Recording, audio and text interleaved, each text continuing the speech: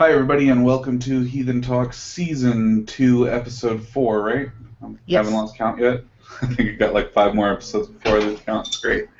Um, Tonight is kind of a grab bag episode. We were all distracted by the hubbub that we didn't even start. We just posted some stuff on.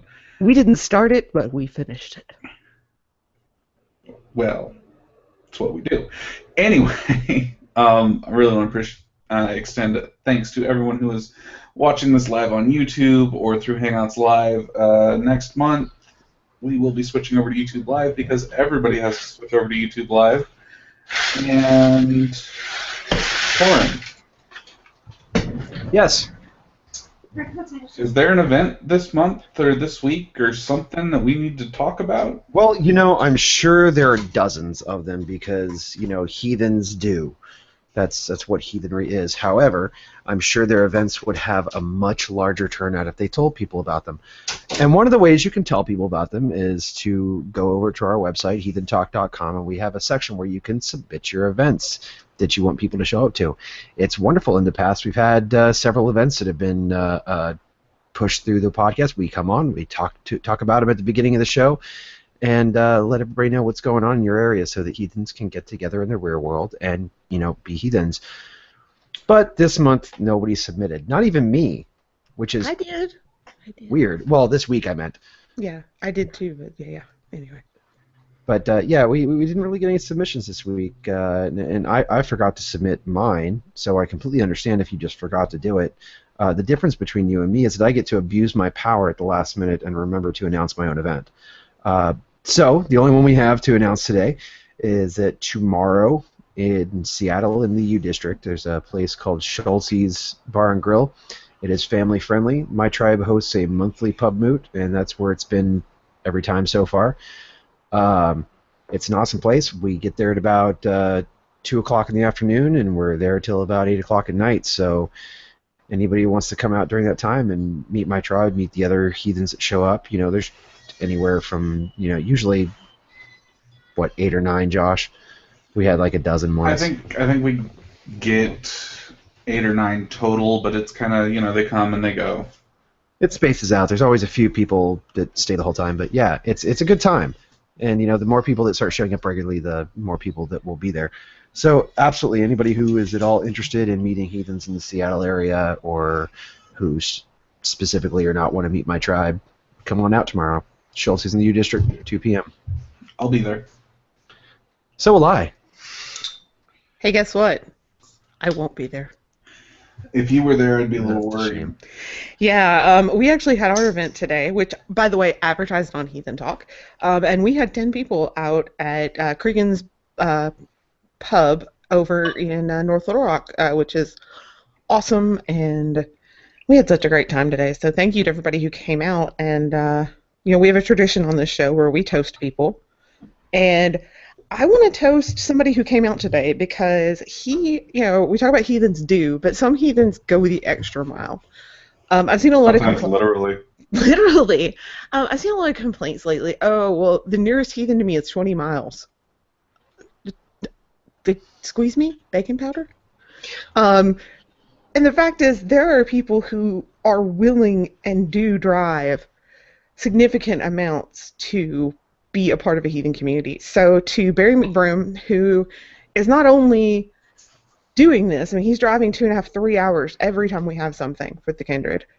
He's also an incredibly well-rounded, intelligent guy who has contributed to kind of our knowledge with his studies.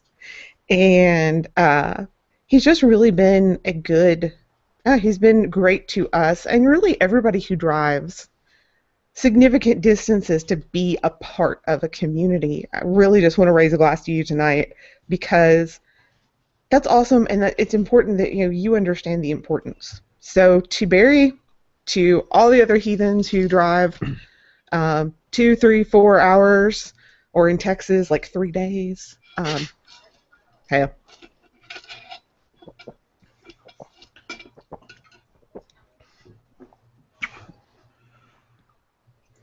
So, Lauren, So Josh, what are you drinking tonight?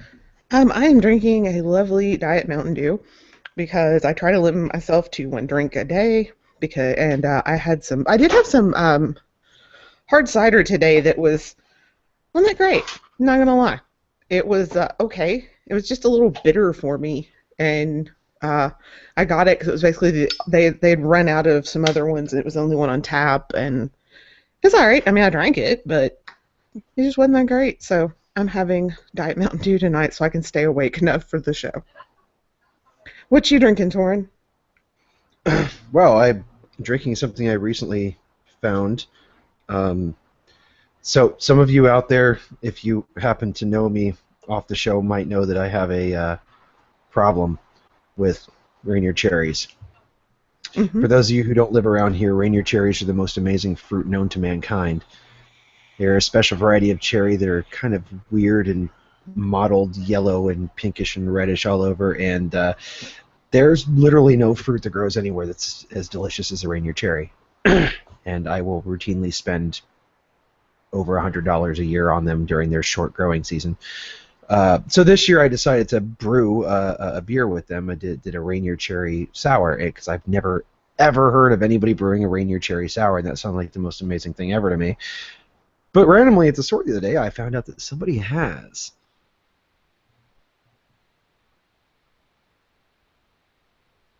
As in cherry beer, not as in body of water. And it's a Belgian-style sour brewed with Rainier cherries. And I figured I had to try it because, well, partly because Rainier cherries and partly because, well, I'm brewing one. I want to see what the competition tastes like.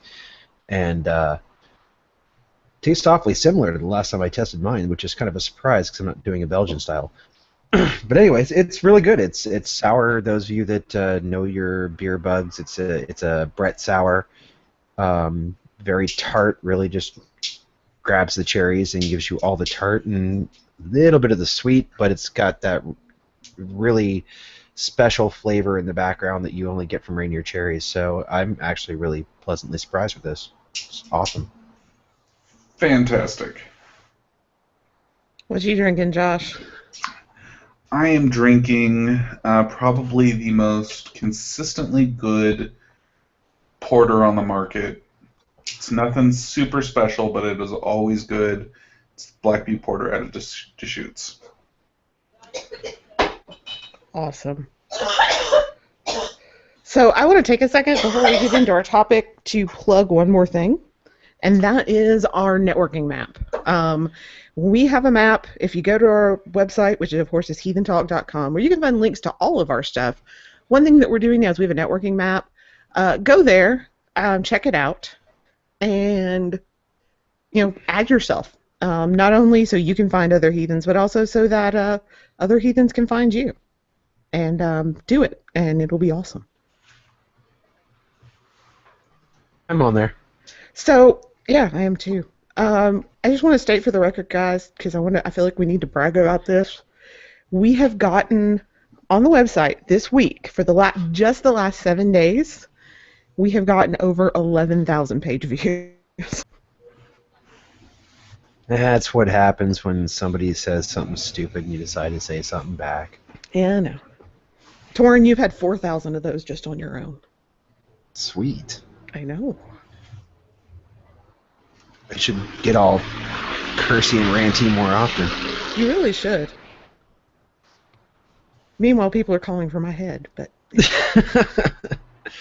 Well, it's one of those things that happened last time we did something like this. You say something that challenges the status quo, and the people who are comfortable are suddenly put on their heels, and they don't like it. So they strike out.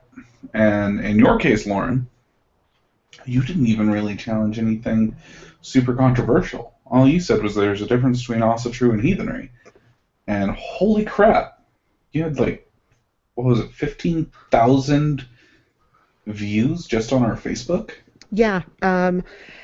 I put it up, and to think about that, to kind of try to put that into terms, we're a small religious community. There's maybe 100,000 of us worldwide, they estimate. Of course, that could be off, but 15,000 views on anything, I feel like a celebrity. What's really funny is people are just absolutely so pissed off about me basically saying there are theological differences between New Age belief and people who are trying to recreate is the closest word I can come to right this second. People who are trying to, you know, do and try to embrace what was practiced before instead of grafting onto current New Age and neo-pagan techniques. And so that's kind of what we're going to be talking about tonight. Is those theological differences. And then next week I'll actually have a more in-depth cited three-part, I think it's 3 parts at this point, I'm still editing, 3-part thing about it, talking about the differences and why there are differences and what that means to heathens and what it means, why they're different and why I think calling out that difference is important. Well, and it's a difference that we've been slowly, I mean, has been developing for a while, but we've been slowly, at least on the show and through contacts we have with the subreddit and other groups, slowly beginning to actually present. Oh, I just want to state for the record that my favorite insult so far that I got was "I'm a Reddit true." That's pretty fantastic. I know. I thought that was great.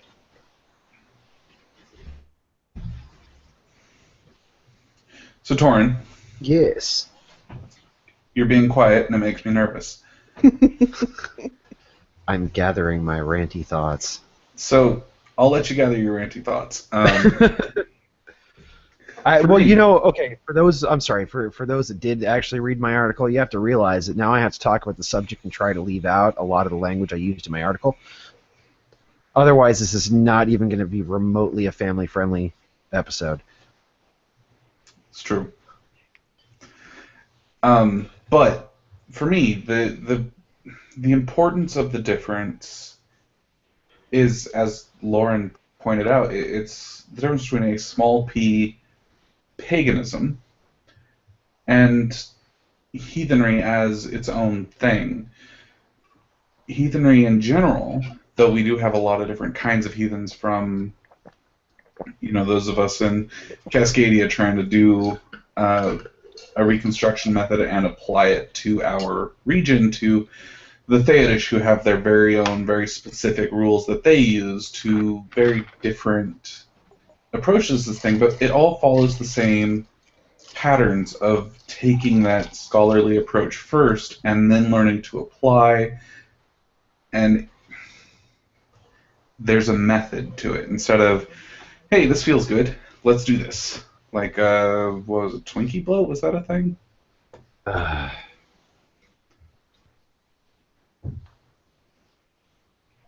There was a thing. Twinkie bloat spilled onto my personal Facebook page today. Thanks. You know who you are. And he revels in it. He revels in being the first. He does. But yeah, it's the difference between... Okay, so I pinned it down today in a conversation I had with a relatively new heathen. It's the difference between doing something because it's grounded in the worldview versus doing something because it feels good. I'm not going to say feels right, because a lot of stuff, and I've been accused of having quote-unquote Wiccan baggage on all this, but the fact of the matter is, what I do a lot of times what I do is uncomfortable. And that's kind of it's just a different mindset. I have Wiccan friends who I love from the bottom of my heart, and they're great people, but the way, and I have friends who I would call also true. But I definitely think that there is a theological difference and a fundamental difference in how we view the world. Am I actually back now? Because I dropped out Yes. there for a minute. Okay, fantastic.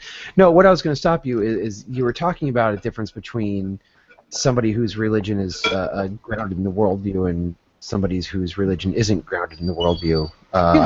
Given that I dropped it, I miss anything there? Went on kind of a rant of doing what is. I basically, a lot of times with that other worldview, with kind of the more New Age influence worldview, it's all about what feels good versus what's right. Well, what I was going to point right out, action. Yeah, what I was going to point out is what you're talking about is not the difference between whether somebody is grounded in the worldview or grounded or not grounded in the worldview. It's the fundamental difference of what the worldview is. Right. When we talk about the difference between, the Reconstructionist method versus the New Age approach, both are firmly grounded in their own worldviews. They're just different worldviews. Well, I am not speaking clearly. The as much as it's the difference between exactly different worldviews. Their way of, and the other reason it's so important is how you see how we see the divine is so fundamentally different. I think that also becomes a big reason why I think that there should be this separatism. Absolutely. I was trying to give you a second to get to your own points from your article. Oh, God. That's the best point you made in that whole article, and I've repeated it to several people before. It was a great way of putting it, is that the Reconstructionist-minded heathen, the worldview that comes from heathenry, is one that is grounded in the approach to the divine being a group concept. The tribe approaches the divine, the individual does not. And even in the circumstances which do exist, I don't think we're going to get into them right now, but the circumstances that do exist where somebody is approaching the divine by themselves, they're still doing it as a representative of the group. It's never about themselves. Whereas the neo-pagan or the Asatru approach to the divine is entirely an individual thing. I have seen ritual where it actually is a group ritual, and each individual person there is approaching to the divine as an individual, even in a group ritual. And if that doesn't speak firmly to the significant divide in the way the worldviews are developed on these two ends of the spectrum, nothing does. Oh, absolutely. I mean, it's I like the it's something I've boiled it down to, and it's oversimplified, of course, and I'm sure somebody's going to call me out on the IRC for this, but the difference is we versus me. Right. And, if you guys don't mind, I want to dive into a little bit of the history and kind of explain how we got here.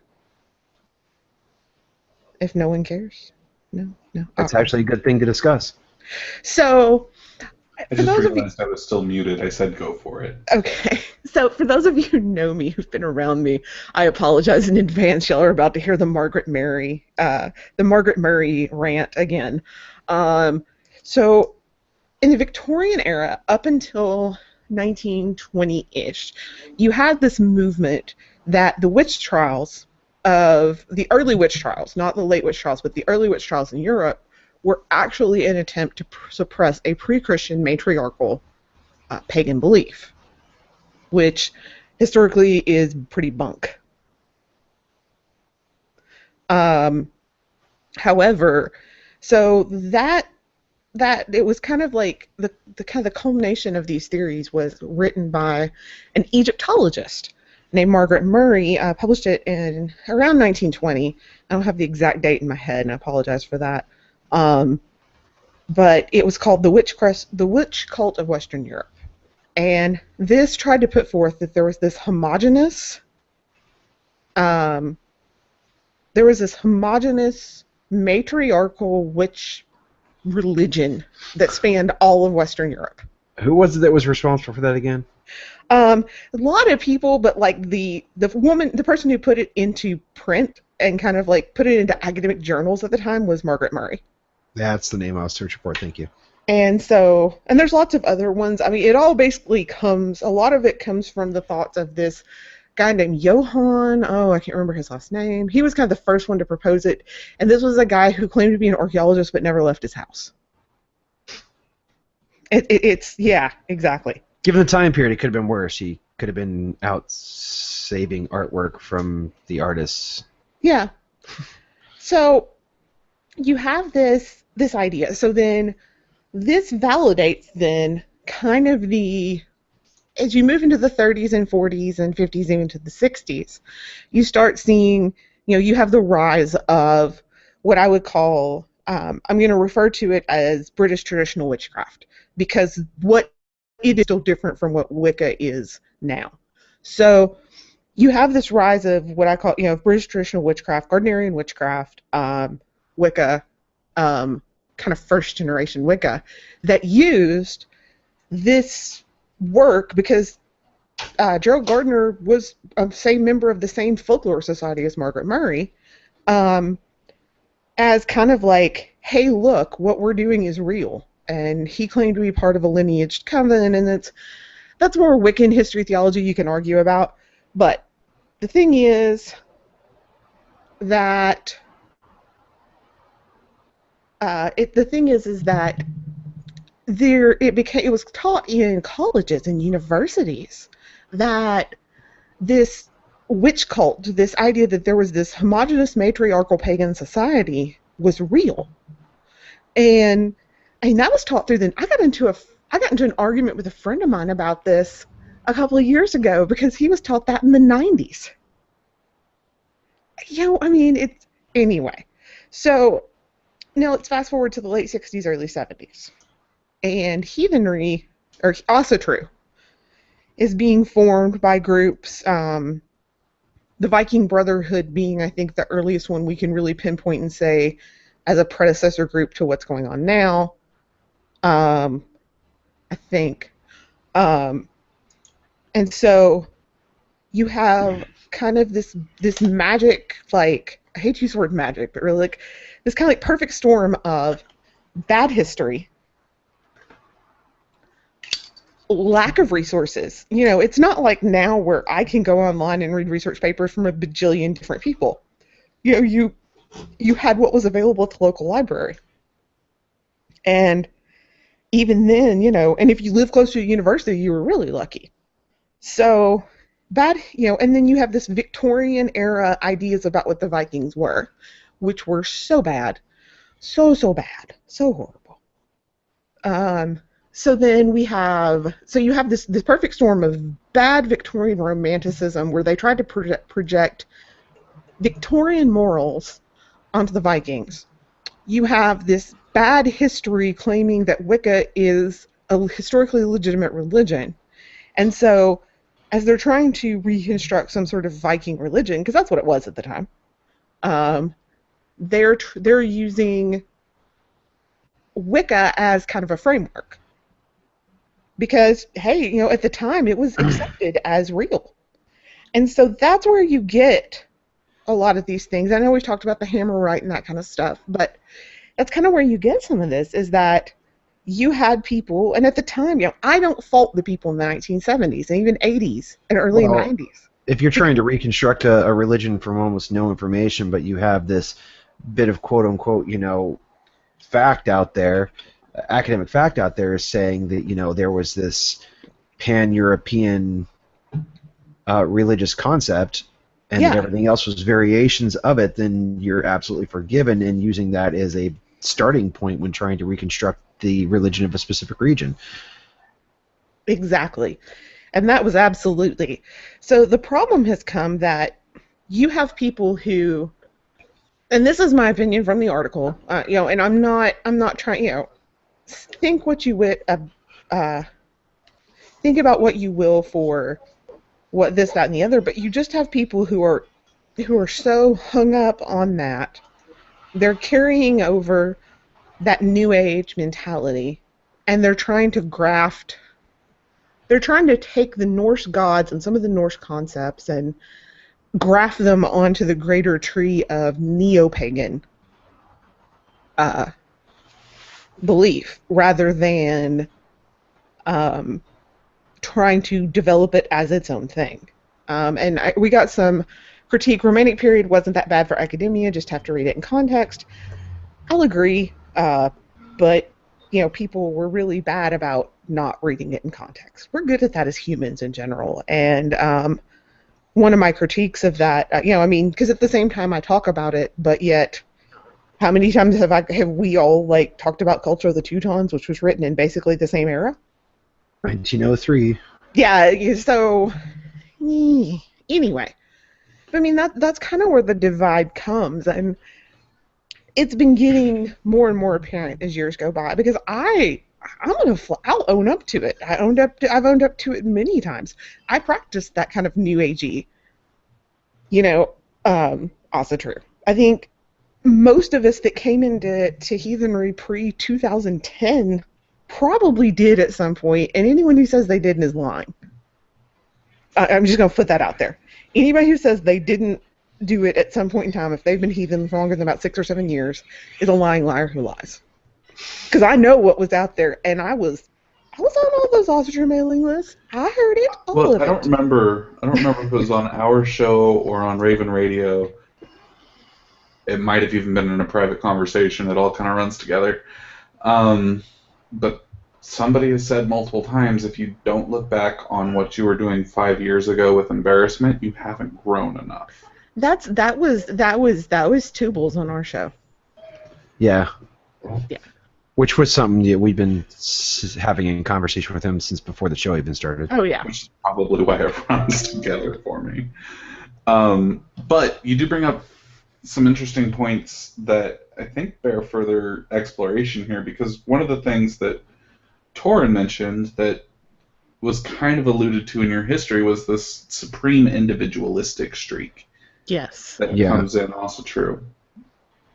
And I mean, I get it, as an American, we're very individualistic. We still have that myth of the frontiersman, myth of the woodsman, that we all really want to live up to. And I think that for heathenry in general, that's a very important divide, because in heathenry it's about shoring up the walls for your inner yard and making sure your people are safe, and there's just not a whole lot of room for that woodsman, frontiersman attitude anymore. Well, it's still popping up, even as people begin to accept the worldview differences. I've seen it in many places transplanted over to the tribe, where somebody will finally get to the point where they can accept the idea of the tribe being the unit rather than the individual, but they start seeing I only give a fuck about my tribe, and damn anything else, nothing else matters. And that is almost as detrimental, I would say. I've been listening to this really great lecture, and I think that it would piss a lot of people off, because the guy is very irreverent about the religious beliefs, because he's an academic. He comes across as somebody who's kind of one of those atheists, and I say that as someone who's related to some of those atheists that kind of think anybody who believes any of that kind of stuff is kind of dumb. But real quick. Yeah. I'm going to interject here. There's a comment in the IRC that I think needs to be addressed. Rainbow, I know you're listening. They're not meant as insults. Neo-pagan, neo-heathen, also true. New Age might be meant as an insult. It's not an insult. It's a divide between the two different things. Right. For a long time, also true and heathen were interchangeable words and often used as umbrella terms for everything else. There's a very firm divide beginning to cement itself between the two. And it's not that we think less of also true. It's that it's not what we do. Well, I think I compared it. I think one of the few ways I was able to get it across was comparing it to Judaism and Christianity, or Christianity and Islam, or even mainstream Christianity and Mormonism. The way that we perceive, the way we approach the divine, the way that we understand the divine is so fundamentally different. that, to be completely honest with you, sometimes it's like we're worshiping different gods with the same name. Well, that opens up a whole other can of That's worms. a whole other can of worms. But whether the or not fact of the two matter is, heathens in two different regions are worshiping a different yeah. god. The fact of the matter is, when I say, neo-pagan and New Age, I'm trying, because, I could crack my joke. What's the difference between neo-pagan and New Age? About $500 a weekend. But, it's, the thing of the matter is, it is what it is, and that's okay. If this is what, if being someone who needs to channel the gods and be involved in more self-centric, very practice is what rings your bell, go for it. I'm not trying to say you can't do what you're doing. You go do you. And, your tribe has to make their own decisions. But that being said, I don't want to be lumped in with, I don't necessarily want to be lumped in. And I'm finding really interesting that this Ossetry versus heathenry debate that's coming up is very similar to what happened about 10 years ago when heathens became this super crazed and we had to differentiate ourselves from Wicca right now or otherwise, whatever. Cats That was and dogs. Also. Yeah. Laying down with sheep and other barnyard animals. That was just well placed. Well played. Well played. Well played. It's just a situation where we're different, and I don't want people to misunderstand what me and mine do and what we believe by it being represented as something that it's not. And New Age belief is not what we believe. I studied at a freaking pagan seminary, a Wiccan seminary. I know lots of, I in fact am trying to get a Wiccan author on so that we can have like a discussion with someone who's pretty awesome about the differences in theology in like a nice, friendly, awesome setting.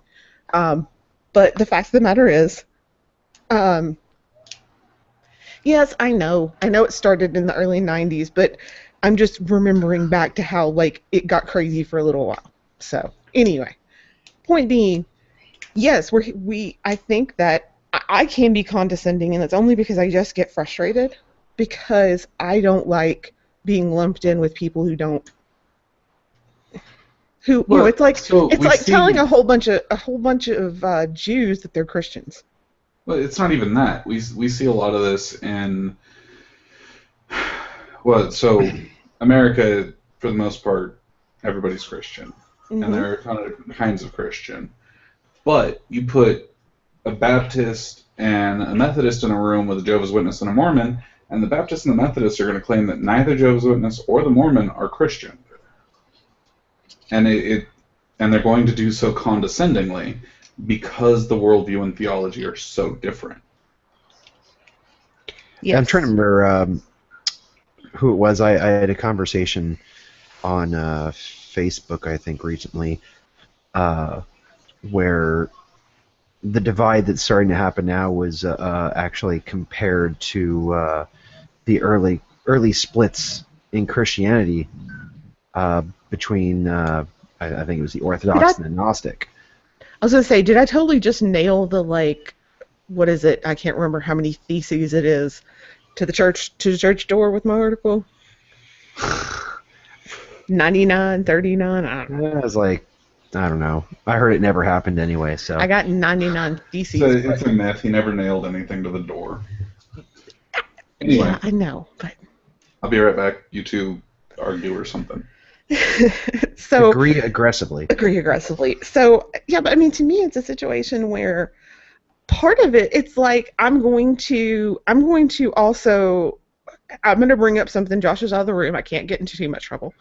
It's like, and for those of you who aren't tuned into the greater shit show that was the Heathen world this week, and the Ossetry world, and kind of everything else, it's kind of like I don't want the AFA speaking for who I am, because their beliefs and my beliefs are so fundamentally different that I don't want people to think that that's what I believe.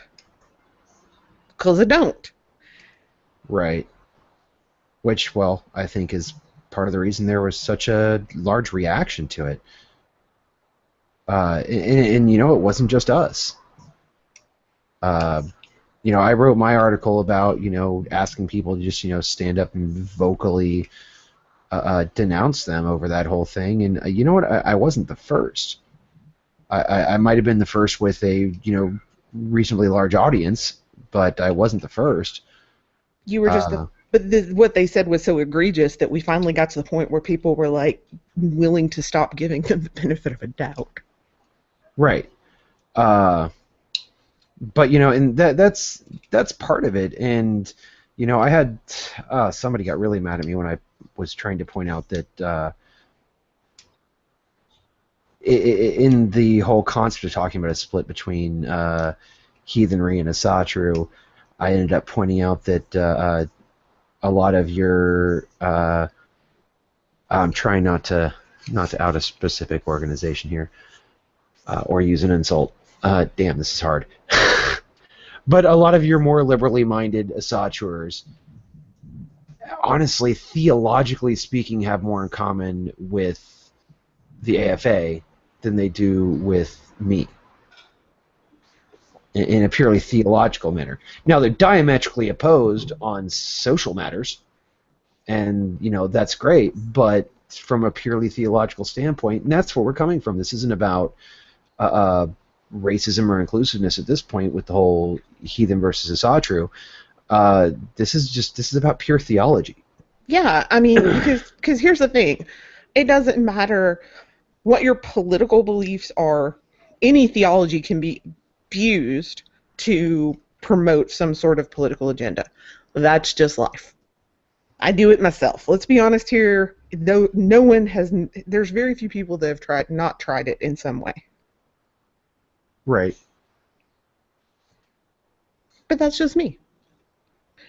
But I think that it's so important that, you know, and I kind of want to dig a little deeper into those differences. I know I wrote kind of, you know, I glanced over the top of them. But there's really, there's Lauren, you multiple got reasons. distracted by the chat. I do. It's like, oh, look, a bunny. Lauren, when there's only two of us, one of us can't get distracted by the chat. There's got to be three of us for that. Oh, Josh is here. There's three of us. I came back. Well, now I saw him post on the chat. So we have to. So I do kind of want to talk about, and I want to get you guys' feedback, though. Like, you guys read my article. Like, this one thing you guys have to understand, that we don't just put random shit up on Heathen Talk. It goes through all of us. So while we may not agree with everyone, at least it gets spell checked. Kinda. And so the first thing, and we kind of talked about it, I want to talk about the view of the individual. I want to talk about, because I think that's the foundation of the doctrinal differences between the two, is the perception of the individual and its place in the cosmos. Thorin, you have opinions on this before I start rambling? Because I'm trying to let you guys talk about my article more, because I don't want to talk about all of it. I got distracted by Robin on the chat. Okay, so the difference in the perception of the individual's place in the cosmos and in society, and basically the individual, what it means when you say the individual. Is it an expression of the tribe? Is it, you know, me? And, you know, that's I think the foundation of kind of the doctrinal differences. Right. Well, I mean, going back to, you know, I was talking about from a completely theological point of view that we have the significant glaring differences, and, you know, touched earlier on the idea of when the heathen approaches, you know, and for those of you listening at home that are still arguing with us on the IRC, or sitting there not arguing the IRC, just thinking to yourselves that we're a bunch of elitist assholes that are full of ourselves, when I say the difference between heathenry and asatru, I'm using that language as part of the way we are already talking here. So I understand that it's not a battle that's won in everybody's hearts and minds, but I'm just going to use the language that way. It This makes is my our life easier. yeah. But anyways, moving back to that, touched earlier on the difference between the heathen and the Asatru approach to the divine. Another thing you brought up in your article is that there is no heathen without a tribe. That simply does not exist, and that is a point that has been. Oh, you would have thought I told people to kill their puppies. Well, I mean, this is not the first time that concept has been brought up in various forms over the last couple of years, and every time it's met with the same amount of resistance, and nobody wants to deal with the idea that a tribe doesn't necessarily mean co-religionists. And it's a hard language issue because, yes, 99% of the time when we say the word tribe on here, we're talking about a religious group, something that another type of heathen or Asatru might call kindred, or any other any other number of terms that have been used to describe an intentionally constructed religious grouping. But that's not always what tribe has to mean. Tribe is legitimately, at least to me anyway, and I know that the intentionally built religious groupings are all structured in their own way, however they do it. But to me, there is kinship implied. There is a frith bond there. So that I have my capital T tribe, which is Stone Shore, my religious grouping. It's a fictive kinship, but then my family is also tribe. Oh yeah, absolutely, 100%. Yeah, and one of the differences between the heathen and the Asatru is that the heathen does not approach the gods as an individual, and people will inevitably complain about that view. And their complaints are almost universally the same. And somebody, please, for the love of gods in the IRC, accuse me of putting a straw man up here, because if you don't, I'll be disappointed in you. But inevitably, people will complain of that from a personal level. They'll be like, well, I don't have a tribe to worship with, so now you're saying I can't be a heathen. And my response is always, no, I'm not saying you can't be a heathen. I'm just saying you can't approach the gods. Not in any effective way. And then they'll get mad at me for that. And the fact is, part of the division here is that heathenry is not emotheistic. Thank you, Toby, for that one. I'm going to use it to death. It's not emotheistic. Such a great word. It's not a religion. Sorry about that, guys. It's not a religion that gives any crap about how you feel about it. The facts of it don't change just because it doesn't make you happy. It doesn't change just because your situation puts you at a disadvantage in some way. And the facts of heathenry is that you approach the gods as part of your tribe. And if you don't have that ability, then you don't approach the gods. That doesn't make you lesser. It doesn't make you not a heathen. It just means there are certain parts of it that you are not in a position to participate in. I mean, if you were a Catholic and you were by yourself, you wouldn't give yourself communion. Well, and one thing I think I've tried to elaborate with in conversations is there's also the concept that whatever I do, or you do, or hoodoo or voodoo, I am not Lauren, just Lauren. And when I posted that article, I ran it by my kindred brother first. I'm like, read this. I wanted him to read it because what I say, what I do, I am a representative of not just, Blackberry Kindred of Central Arkansas, but also I'm a representative of the Crow family, of the Thacker family, of the, whether I like it or not, I represent my neighborhood. I mean, it's because of the frith bonds, I'm never acting just for me and on my own. Everything I do, for good or ill, has consequences on my tribe, whether it's, my family or my kindred. I don't see anybody getting mad at me for saying that a heathen by themselves can't approach the divine, and that's sort of making me nervous. Yeah, we may have run all those people off, but That's I agree. Well, sad. so there's an important distinction that needs to be made there, though. And this is something Mark and I have talked about it a lot, and I know he's one of those people that tends to disagree with you. When you make the blanket statement, a heathen cannot approach the gods by themselves, you need to make sure you're being clear that this is not the same as not having a hearth cult that involves a god or goddess. Oh, no, absolutely. I mean, your hearth cult's your hearth cult. That's inviolable. Nobody can screw with you over your hearth cult.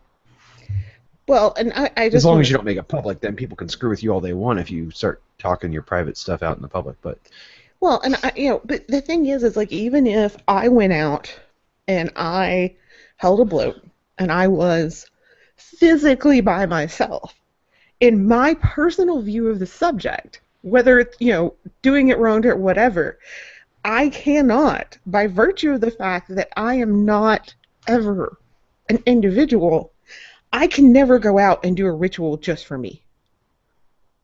I can't do, even in my house cult, what I do is for me, it's for my husband, it's for my tribe, it's for my family. I mean, I am such a, because of those oaths and because of that, kind of that web of frith, I can, everything I do, whether it is everything I do is in some way representative of the tribe. And so, even if I went out and did it absolutely wrong, I'm still not, I'm never, nothing I do, and maybe, this is my own perspective. I know that other people disagree with me on this, but there's nothing that I do that is just solely for me. And, that's one of the reasons why heathenry has so profoundly changed who I am. And because it gets me out of that selfish place of me, me, me. And it brings me into this idea that I am never acting alone. I'm never acting just for me.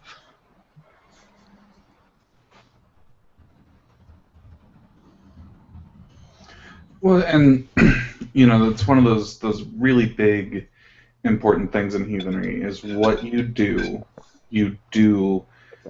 as a representative of your people, even if it's for you, right? Like I work a job so that I can pay rent, but even that is not really about me. It's about being able to provide for my people, and in this case, that's the roommate and kicking down some to my tribe when I have it and doing those sorts of things, but even those actions that are about me reflect on my people. Well, I mean, yeah, because what I do and what I say, a perfect example.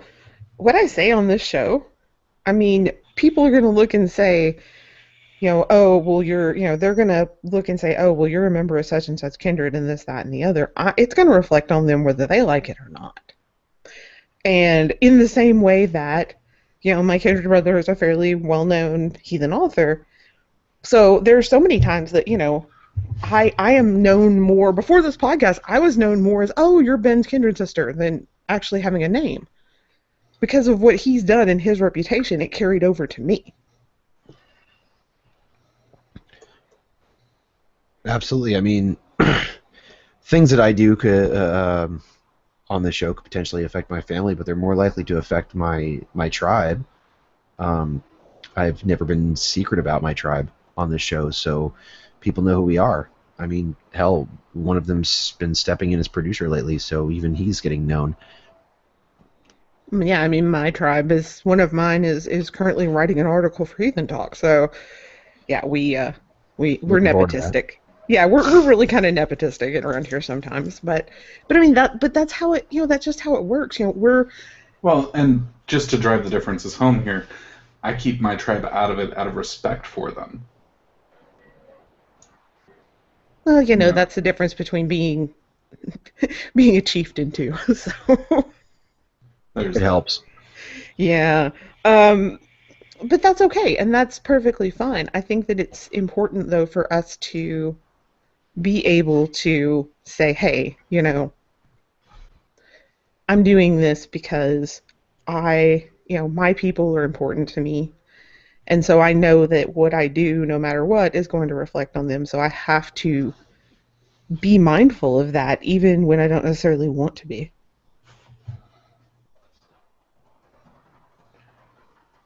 If that makes any sense. Speaking of him, our erstwhile producer, Matthew, who is not with us today, says hi. Hey, Matt. Because he's got time to message me on the side, but couldn't be here to help us out. Oh, yeah. But that's definitely something I want to. I definitely like that. To me, number one is like the cornerstone of the theological belief. Everything else that I bring up is going to be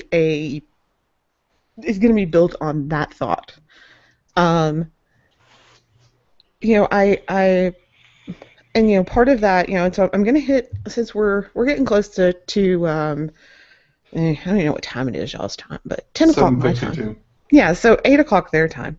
I want to hit on I want to talk about the kind of like how we see the world, because I think there's also a big difference there that people don't necessarily want to talk about, but it needs to be talked about. And that is, there's not a huge focus in those who are working towards the Reconstructionist mindset. There's not a huge focus on where I'm going after I die, because I am more focused on the here and now than, I must die of valor and go to Valhalla kind of thing. Which I got into a really great conversation about Valhalla this week too. I may have referred to Valhalla as a consolation prize. I do that all the time. All the time. Well, that's one. I'd say that's in recent times anyway. That's been one of the more apparent topics of division between the two. Yeah. That conversation, as far as being part of the larger conversation, has been going on for a couple of years now, and it's really is doing a good job at demonstrating the separation. It's a preoccupation with death, right? I mean, that's ultimately what it boils down to. People want to know where they're going to go, whether it's Valhalla or I don't even know the name of Thor's Hall. But there's this idea that you have to live a certain way to get reward when you die. And then on the other end of that, there's the idea of I live a certain way so that when I'm not here, my family can continue to prosper. Right. I mean, honestly, that's probably my biggest driving force in this life, is to leave a better world for my family. And I'm 100% behind that. It's kind of like the discussions and what we've been trying to do, and trying to figure out some things we want to do community service wise. A lot of that comes down to what can we do that will make this a better place for our descendants, and not, and I'll be honest with you, I also wanted to, what is it going to make here in where I live? I'm not too worried about worldwide, I'll be honest with you. I mean, I do this show and I do, but my main focus, okay, what can I do so that future heathens in Little Rock, Arkansas don't have to have an easier time? How can my actions make it so that heathens that are descendants of my tribe, for lack of a better way to put it, have an easier time? Well, I think just recently during our mental health episode, we discussed circles of obligation. Yes. And this certainly falls into it. It's like, yeah, you got to go beyond that whole, all for my tribe and to hell with everything else, but there's still circles of how many shits you should give. Right. Well, yeah, and you have to also, risk reward. I mean, there's a lot you have to evaluate, but the fact of the matter is, we as a tribe, as you know, I want it to be, and if I had a dream legacy that I could put forth, which it's not going to happen, I accept that too, would be that in Little Rock, Arkansas, somebody brings up heathens or somebody brings up, Thor worshippers, the first response is not, oh, you mean those crazy skinheads? It's, oh, yeah, I met those guys at Cabot Cleanup Day, or I met those guys volunteering at the Rice Depot. That's who I want. I want our reputation to be, I want us to have that kind of reputation among non-heathens in our community. Because to me, what my neighbors think of me is more important than what some kindred, no offense, Thorin, it's different because you're my friend, but if I didn't know you from Adam, Right. what your kindred thought about me is much less important than what my next door neighbors think. I still think that what my kindred thinks of you should be less important than what your next door neighbors think, because, right, but well, I'm just saying, you have to live with them. Right, but you are my, because you are my friend, that puts you in closer Closer to circle what, of obligation than I used to be in. yes, than a heathen I don't know. Right.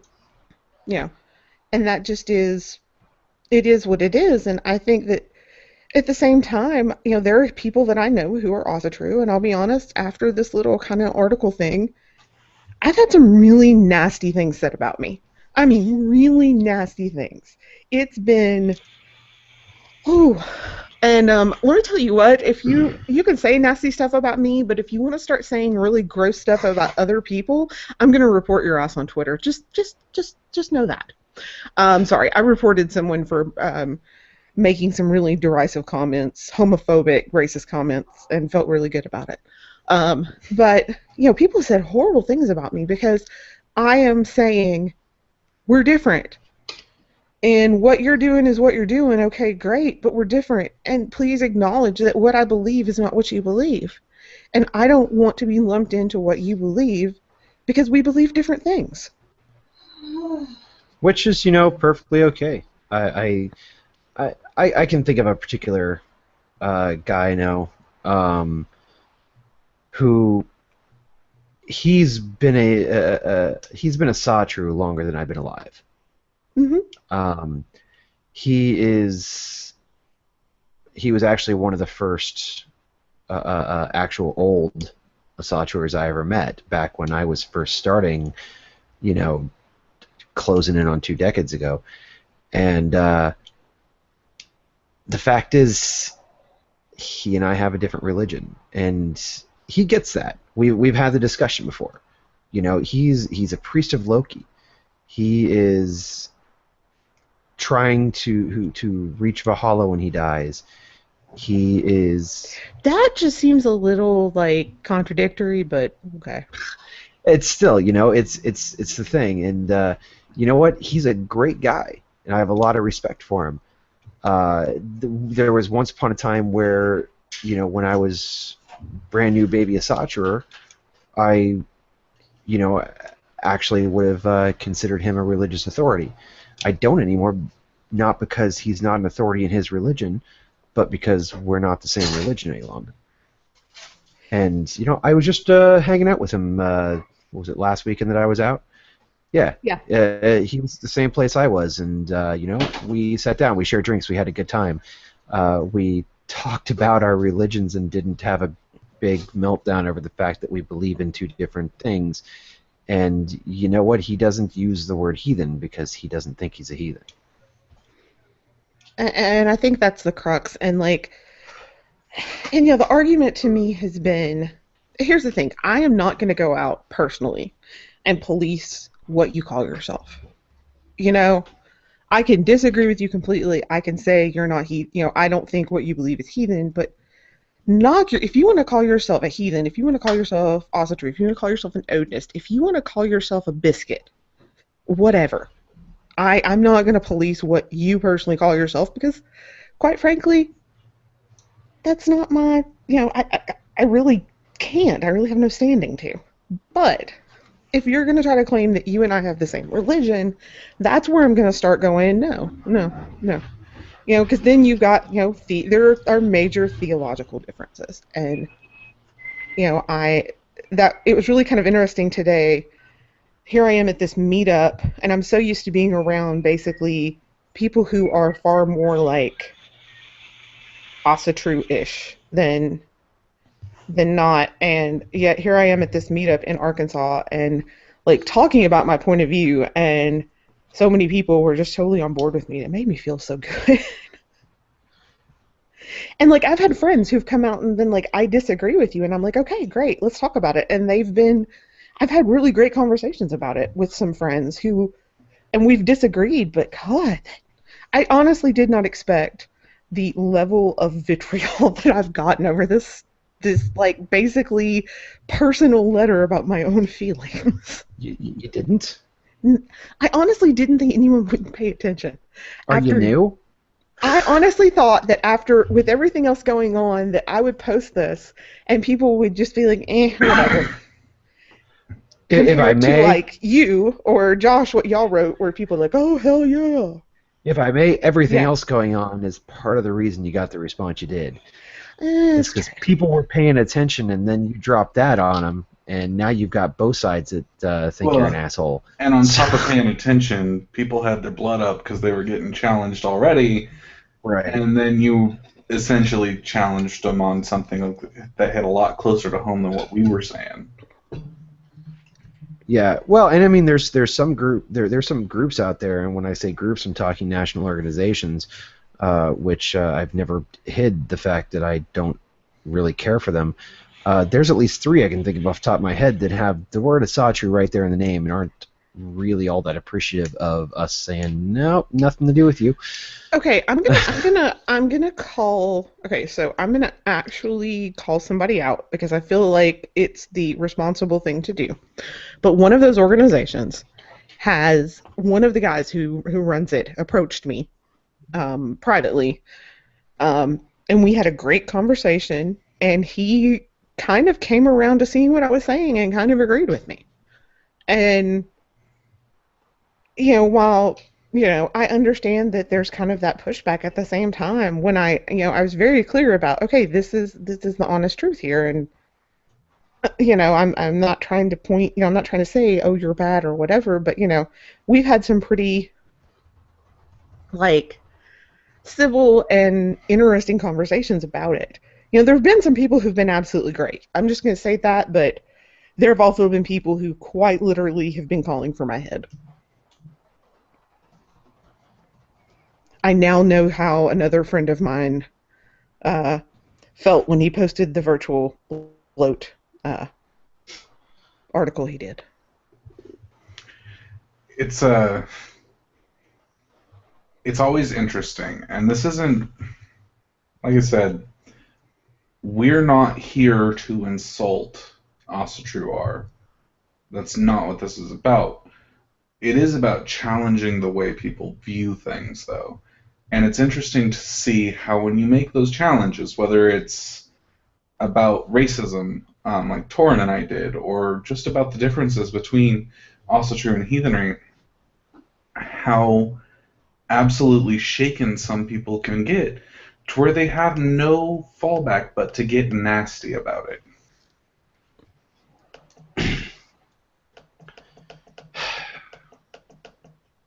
Yeah, it's rough because I mean, we can sit here and have this conversation all day, and at the end of the day, this entire show is pointless. It really if I can is. just throw that out there, this entire episode is pointless because as we sit here right now, we're not convincing anybody that we're right. I mean, if you told me that, 0.1% of the people listening to this episode had their view changed, I would be enormously surprised. All we're doing right now is stating a position, and that position is going to be borne out over the years and decades. I'm going to say something here, and this is probably going to piss off even more people, but hey, it's been that week. I honestly feel like the people who are I honestly feel like, we've had some conversations online recently with some racist jackasses. I call them like I see them. I try to be polite, but racists just get me under my skin. And no matter Josh, what, and never one mind. of I them, said it in the IRC. I won't say it on the air. and Yeah, not on and there. one of them like followed me home and started in on my personal page, on my personal Facebook, because he's local to me, and nothing I say, nothing I say is going to change that guy's mind. As far as he's concerned, I'm a cuck, which, by the way, I think is the most insanely stupid uh, insult, but that's neither here nor there. I Nothing got I say called that, that huh? this week too. You know what? And our friend, our other friend Josh that runs Open Halls Project, he got called that this week too. It's just been one of those weeks. Um, so I am trying very hard to. So, but I almost feel like people who are not willing to discuss and think about this and have that same, well, you're wrong and I'm right and blah blah blah blah blah, is it's almost the same mindset. It's that very, people have accused me of having a very black and white mindset about this, but the fact of the matter is, if you're not willing to have the conversation about it, you're kind of, like I said, you're definitely closer to that than you realize. So, if anybody has any questions, you can hit us on Facebook, or you can also, if you're in the IRC, you totally want to get in there and ask us some questions, because we want to answer some questions about this too. If you have hard questions for me, knock it out. I apologize I haven't responded as much on Facebook as I would like, but I do work pretty much full-time and go to school full-time and do Heathen Talk, and I do have to sleep at some point. So, but absolutely, if you have questions, ask me. Not to mention that we are trying to launch questions and answers with Heathen Talk, so Yeah. send us your questions so we can get them recorded in video, develop a little bit of a backlog, and start posting them. And part of that is because we're trying to figure out this new, because we're having to transition off Hangouts to YouTube Live, and so trying to figure that out is kind of been a pain, I'm not going to lie. But yeah, if you have questions but right now, if you have questions, ask them. If you're listening live, ask them in the IRC, ask them on Facebook. Challenge us. Tell me why I'm wrong. I don't know what's so hard about the new format you're talking about. I just click the link and do what I'm told. It's not even the new format yet. I can't. So, since we are waiting for questions from the IRC or from Twitter or wherever y'all want to reach out to us, Thorin, there's a subject I want to talk with you briefly about, and I think it's super important. And it's one, I think you're the only one who touched on it this week, and that is the impact towards military heathens with this recent AFA dust-up.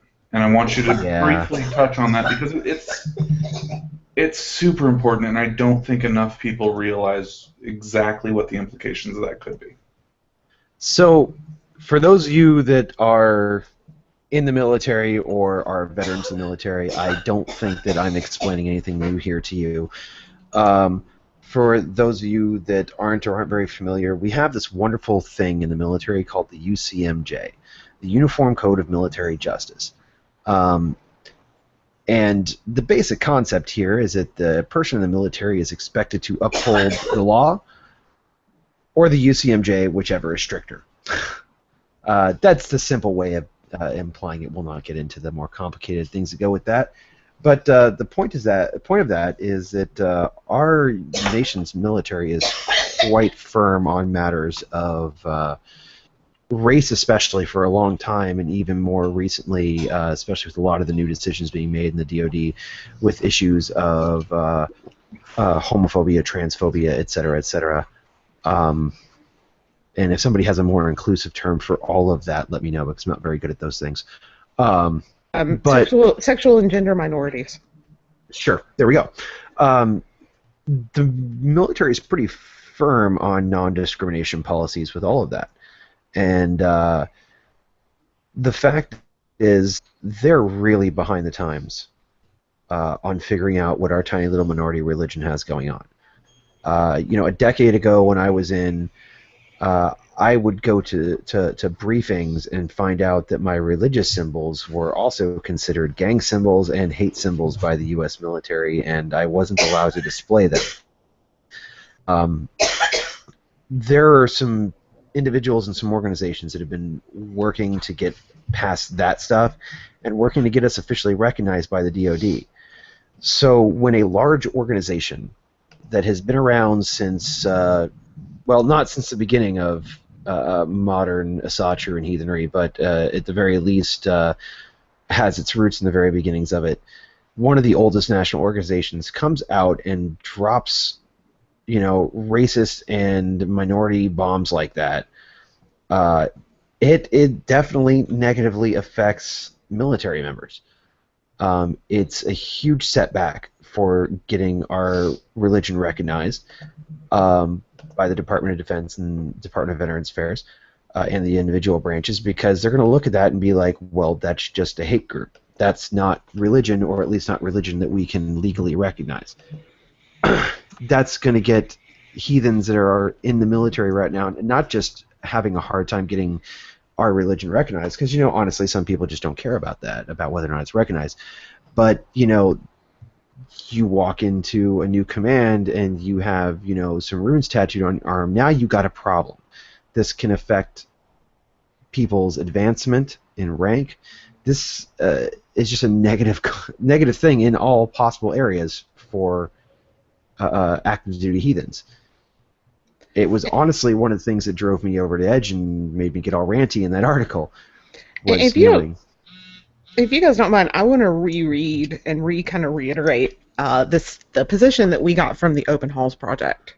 Thank you. Yeah, we did reach out to them, and we have an actual quote. And I just want to read this, and these are from the people who are on the front lines of trying to get heathenry, and really they are trying to get heathenry, asatru, something recognized. And this is directly from them. We think this will have a negative impact upon the drive to help military heathens gain recognition for their faith.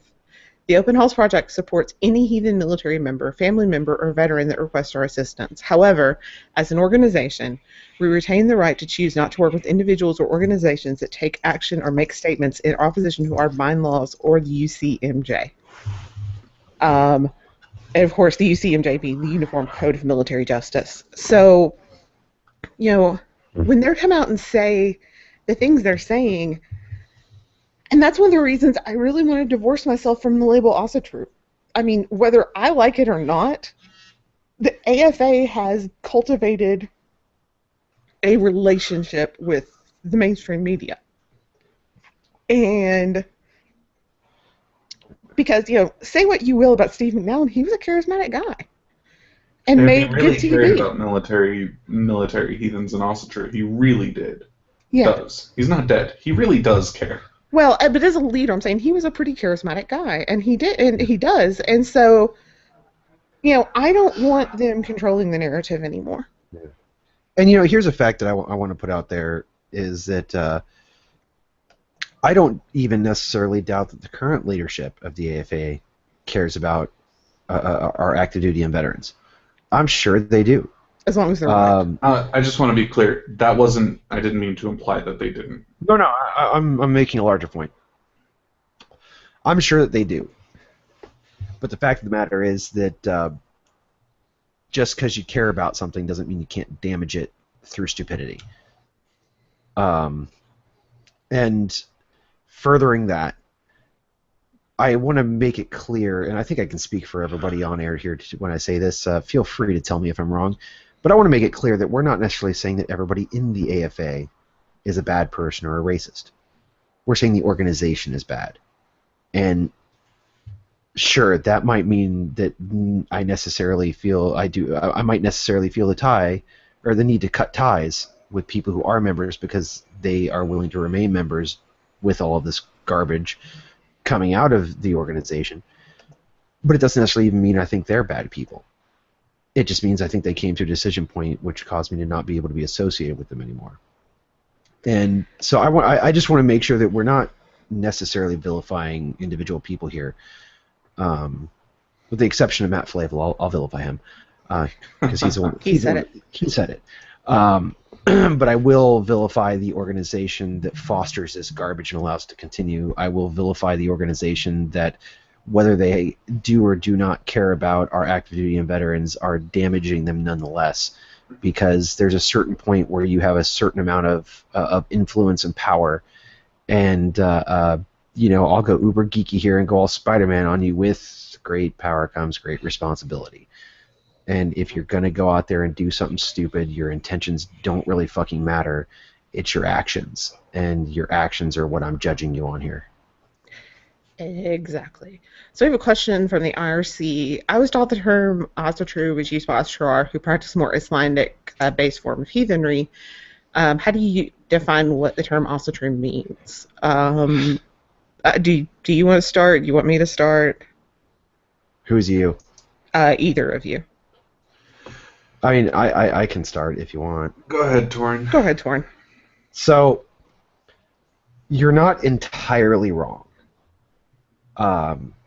However, one thing we have to put here, and I've even seen a few groups on the internet this last week that have made points about this, is that there are definitely some significant differences between heathenry and asatru in America versus heathenry and asatru in Europe.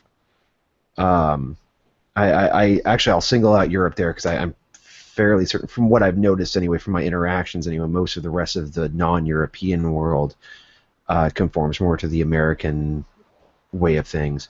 I'm sure there are exceptions to this, so don't take that as a blanket statement. But I would say that specifically, yes, the word asatru does relate back to Icelandic. I even call it Pan-Norse. I mean, they just kind of group them all under the anglicized Norse gods. Yeah, it's certainly Pan-Norse, but that was more of an original meaning of the term. We get into more modern things, and you're definitely going to be seeing this as a conversation that wouldn't make nearly as much sense outside of America. In America, asatru, as it's commonly written, no accent marks, etc., has a certain definition. Let's be honest here. It's asatru. And that there is a difference in my mind between asatru, which is so American, and asatru, which is European. But is it really? Because that's just how I started pronouncing it when I first started coming up. I've never paid attention to the 40 different ways people have told me to pronounce that word. You've never been to the Midwest. I try to avoid it. Anyway. That's a place where you fly over when you're getting somewhere else. So yeah, it's sure. This is one of those places where you get the difference between a dictionary definition and a theological definition, or a definition in Europe versus a definition in America. And in America, asatru has a certain connotation to it, and that is what I would be willing to say we're talking about here. I personally can't talk about what it's like in Europe because I'm not in Europe. It's like somebody asked what Heathen Talk's official position was on a European political matter, and I'm like, well, I think our official opinion is we don't really. I hope that works out for them. Yeah, I hope it works out for you because So, real quick before I let you go off on your tangent here, Lauren. I was actually okay. I haven't talked much this episode, so I'm trying to speak. Talk. That's right. For me, when we talk about asatru versus heathenry, we are talking about the difference between a Reconstruction and revivalist set of religions and a religion. Asatru is its own thing. It is developed as a religion, and it has specific forms and specific ways that they do things. For instance, all of the gods are called by their anglicized Norse or Icelandic names. You have Thor and Odin, not Thunor and Vodun, or Donar. It's just kind of the way it goes. And because asatru is such its own thing here in the United States, it's important to make that distinction. Yeah, I'm not speaking for Europeans because I'm not European. I don't know what things are like in Europe, and to be fair, I'm only speaking for me. I mean, that's really all I can speak for. So in my tribe. I can't speak for even the experience across the United States. I can only talk for what I'm experiencing. But that being said, that's the difference. The difference is it's two different belief systems. To me, it's what is your focus? What are you doing? Are you practicing are you practicing a religion that is derived, what is the foundation? Is the foundation of your religion and your belief system this, or is it this? If your foundation is trying to understand and reconstruct the worldview of the arch heathens, you're probably more in what I consider the heathen camp. If your worldview was about channeling God's personal empowerment, personal relationships with the gods, then you're probably practicing what I consider also true. And knock yourself out. It's a different religion, and I think that's what people are having a hard time accepting, is the fact that it is a different religion. Anyway, so I do want to get to this other question here, and this is from Roger in the chat. What do you guys have to say about European folks who are rather happy to keep the title also true and say that this is just an American problem? This is one of those things that, for me, screams of the fact that Europeans within the heathen and also true community tend to see themselves as aloof from the rest of the world, and it's wrong. The simple fact is, this is a problem mostly because America is the country that it is. When people Google something, 9 times out of 10, the results you get are an American website. The AFA has a very large group in Spain. They have a very large representation in Spain. Yeah, and that's actually, while it may not be affecting you now, I was talking with someone who works with a lot of heathens internationally. It's coming. Those problems are coming, and you're going to see it. I mean, it's already a problem in Spain. It's becoming a problem in Britain. It's coming. I've seen a few European groups recently discussing it. I can't remember the name of the group that I was reading some posting on earlier today, that basically there was a long conversation which pretty much ended in we're going to get our leadership together and discuss this and see how we're going to come out on it. But at the end of the day, it's that, to me, it's going to boil down to the entire concept of, I'm going to go back to the horse I was beating earlier about circles of obligation. I am going to have a far more firm opinion on things in America than I am on things in the rest of the world or in Europe, but then I'm going to have a far more concrete opinion on things in Cascadia than I am in anywhere else in America. And, reducto ad infinitum until you get to my living room.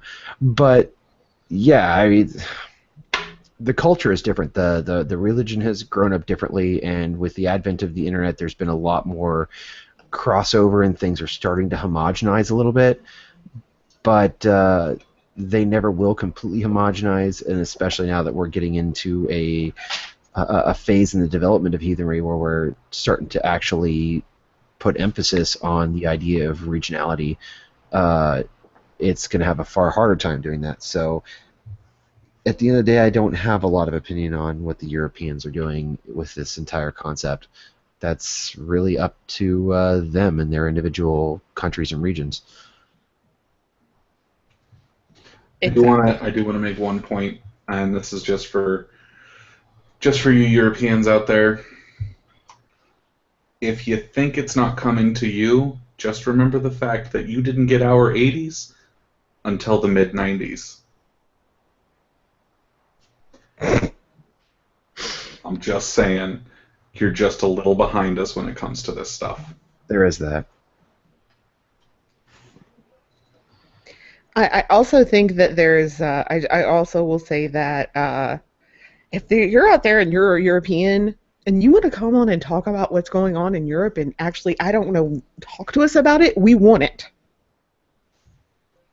True. If you were from anywhere where there's a heathen community and you've got something to say, shoot us a message. We And want we it. want to hear about it. I just wanted to get that plug in because we do want to do some more regional heathenry shows. And that is really worth, like I said, talk to us. I want to hear it. And ultimately, I'm going to say this, a lot of people's feelings have been hurt. And I'm going to echo something that Josh said, and that is, listen, we're not out to say these things to, like, piss in your cornflakes. I'm not saying these things to make people upset and try to break people's little feelings, but the fact of the matter is, we have to be uncomfortable to grow, number one. Number two, I don't think that most people on the internet's feelings aren't my problem.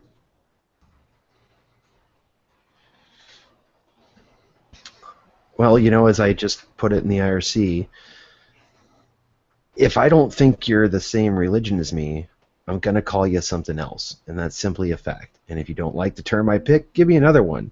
But if you give me the one I use for my religion, I'm going to tell you to try again. That's reality. I get to choose who I associate myself with. Yeah, I mean, there is a reason why you have like 8,000 different Baptist types, even.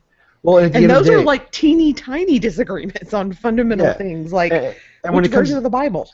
Yeah, and at the end of the day, I can't stop anybody else from calling themselves a heathen, but I can point at them and say they're wrong, that they're not a heathen. And here's the laundry list of theological and worldview reasons why they're not. Here's the list of why they are different than me. And that's going to be fundamentally important to me going on, especially when we get people out there that are calling themselves a Satru that are doing things that are so fundamentally different and often diametrically opposed from what my religion is. It's going to be something I'm going to continue to do. It may not be something that makes people feel good, but like I said earlier, I don't exactly have a religion of feels. Well, and I said it in the IRC. I'll say it on the show. Your feelings are not my responsibility. I will always speak forthright about what I feel and about why I have the opinions I have, and I will back them up. But if it hurts your feelings, that's on you.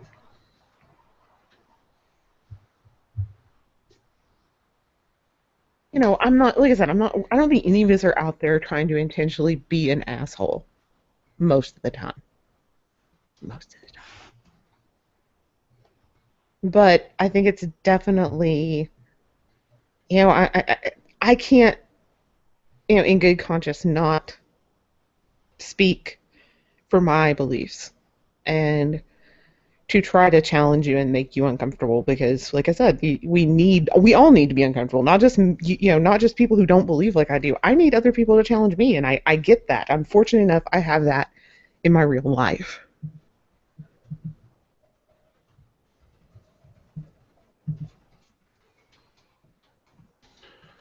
And ladies and gentlemen, with that, it is 8:29. It has been a rather subdued but fast-paced show. We haven't been nearly as vitriolic as we can be. Oh, I could have gotten a lot more vitriolic, but I chose not to. Or rather, was told I probably shouldn't be. Yeah. As always, we have Facebook, we have Twitter, Instagram, Tumblr. We are everywhere. Please come and interact with us. Ask us questions. Shoot us an email, hosts@heathentalk.com. You shoot me an email at josh@heathentalk.com. We want to talk to you. If you disagree with us, we want to talk to you. We want to know why. We want those open lines of communication because communication is how we grow. Amen to that. Preach it. And once again, tune in next week where we will have more and exciting things. Look for more blog posts this week. And thank you, everybody, for tuning in tonight. And just remember, you're not the boss of me. And you're doing it wrong. Everybody have a great week.